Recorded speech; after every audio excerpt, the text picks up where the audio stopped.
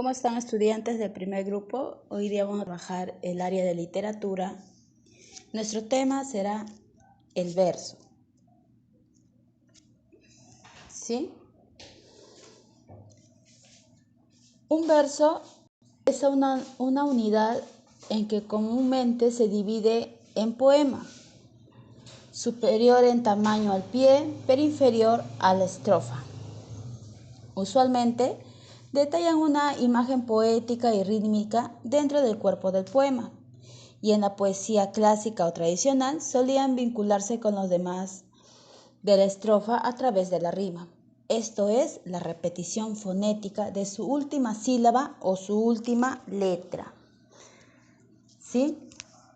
La mayoría de los textos antiguos, incluso aquellos sin intenciones claramente líricas, sino narrativas, solían estar escritos en verso. Esto se debe a que su origen en muchos casos era previo a la escritura como tal, por lo que debía memorizarse, ser recitado o cantado junto a instrumentos musicales. Así, la rima no era más que una forma de facilitar la memoria, pues cada terminación de verso suscitaba el siguiente. La poesía contemporánea se liberó de dicha tendencia y adoptó en general el verso libre o también llamada rima libre. ¿Sí? Esto es la ausencia de repeticiones fonéticas entre los versos que componen un texto. En algunos casos incluso se adoptó por la prosa. De este modo, la poesía se puede escribir hoy en prosa o en verso, pero casi nunca rimados. Una cantidad determinada de versos pueden componer una estrofa. ¿Sí? Esto es muy notorio en las canciones y en los poemas de antaño, como los sonetos, por ejemplo, ¿no? Que eran compuestos por estrofas, 2 de 4 versos y 2 de 3. ¿Sí? Aunque dicha estructura también se considera pasada de moda en la poesía contemporánea, que tiene la libertad absoluta de las formas. En cambio, antiguamente se escribía poesía a base de fórmulas fijas de estructura y dimensión, que obligaban al poeta a adoptar una cierta manera de rima, una cierta cantidad de versos e incluso una cierta cantidad de sílabas por verso. Por ejemplo, si vamos a hablar de poesía, podríamos decir la poesía japonesa llamada haiku. Se compone en una sola estrofa, cuyo verso inicial posee 5 sílabas, el segundo 7 y el tercero 5 nuevamente. Dentro de los tipos de versos, vamos a encontrar, según su rima, se habla así entre tipos de versos. Según la rima podríamos ver el verso rimado, aquel cuya palabra final rima con lo del otro verso, ¿sí? El verso suelto, que es aquel que no presenta rima con ningún otro verso, pero que aparece en una composición rodeada de rimas. También tenemos el verso blanco, aquel que no presenta rima, aunque sí medida, ¿no? Por ejemplo, el número de sílabas, y aparece en una composición que carece de versos rimados totalmente.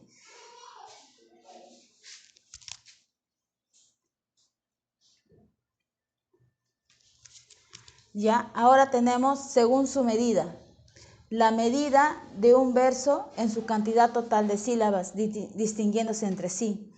Tenemos, por ejemplo, versos de arte menor, aquellas que van entre 2 y 8 sílabas. Tendríamos, por ejemplo, si fueran 2, bisílabos, 3, trisílabos, 4 sería tetrasílabos, 5 pentasílabos, en 6 sería hexasílabos, en 7 heptasílabos y en 8 octasílabos.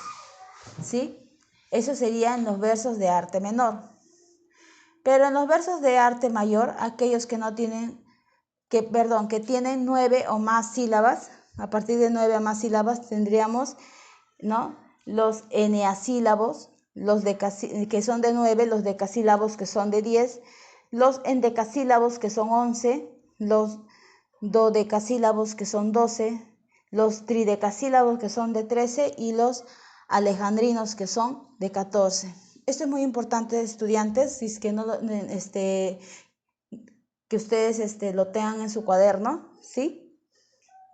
Es importante, por eso siempre les pido su resumen del video, ¿ya? Vamos a continuar. Según su ritmo, el ritmo de un verso lo determina el lugar en donde se le acentúa. Por ejemplo, tenemos los versos trocaicos, ¿sí? Cuando el acento de las palabras caen en la sílaba impar, ¿sí? También tenemos los versos yámbicos, cuando el acento de las palabras cae en las sílabas pares. También tenemos los versos mixtos. Los versos mixtos es cuando se mezclan las dos cadencias anteriores, ¿sí? O sea, cuando se mezclan los trocaicos con los yámbicos. Unos cuantos ejemplos de versos, por ejemplo, tenemos, ¿sí? De poemas reales. Por ejemplo, de Pablo Neruda, un verso. ¿Cómo sabría amarte, mujer? ¿Cómo sabría? Otro verso tenemos también, por ejemplo, de Rubén Darío. Margarita está linda la mar, ¿sí? Otro verso de Miguel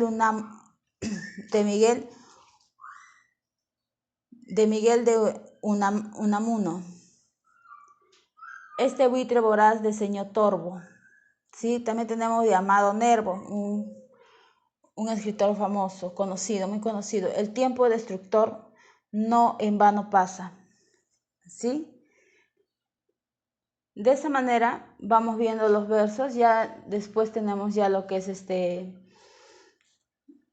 diferentes tipos de versos, ¿no? Por ejemplo, si tenemos un verso de amor, podría decirse que la poesía amorosa ocupa un lugar muy popular en la tradición occidental, a punto que hoy en día se suele asociar la escritura de versos con el sentimiento amoroso, cuando no al despecho o a la lamentación. Algunos conocidos versos de amor son, por ejemplo, se habla de este tema porque más que nada se basa en esto, ¿sí? Por ejemplo, tenemos, no pidas paz en mis brazos, que a los tuyos tienen presos, son de guerra mis abrazos y son de incendio mis besos, ¿sí? Eso es de Octavio Paz, ¿sí? Entonces, en esa forma se van creando los versos y se dan cuenta cómo suena, ¿sí? Lo que quiero es que escuchen el sentido de los versos. Otro, por ejemplo, de Rubén Darío, o mejor vamos con Mario Benetti, ¿ya? Yo no te pido que me firmes 10 papeles grises para amar, solo te pido que tú quieras las palomas que suelo mirar, ¿sí? Quiero que se den cuenta. En la primera, yo no te pido que me firmes, termina en S, muy bien. 10 papeles grises para amar, termina en AR, ¿sí? Solo te pido que me quieras. Otra vez regresamos a la S, ¿sí? Las palomas que suelo mirar terminan en AR. ¿Se dan cuenta cómo se van formando los versos?